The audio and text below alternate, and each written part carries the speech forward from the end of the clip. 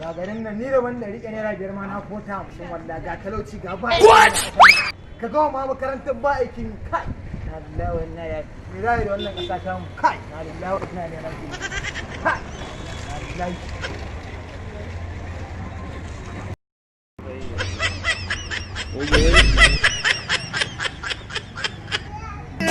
Yaro ya kwana mai barci ba.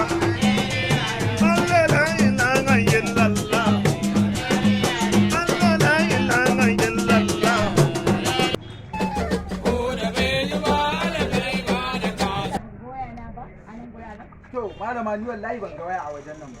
A nan kuma? A nan guraren wallahi. Kai to gaskiya dai ki ne ma a wajen. Na shiga. Wallahi ban gani ba. Ni ban ga waya ba, ni ban ga waya ba. Ni ban ga waya ba kawai. Ni ba abin da na tsinta. Ni ban ga waya ba.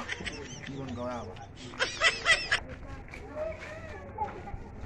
Lahamin wata ba ma an gane Allah sai diyar ado tayyo. Amma ta ni in toyen naki wallahi. Kai amma gaskiya na gode. Ba komai ne ke faruwa. Wallahi yanzu na ban alin ne da waya a nan guraren na bani wallahi.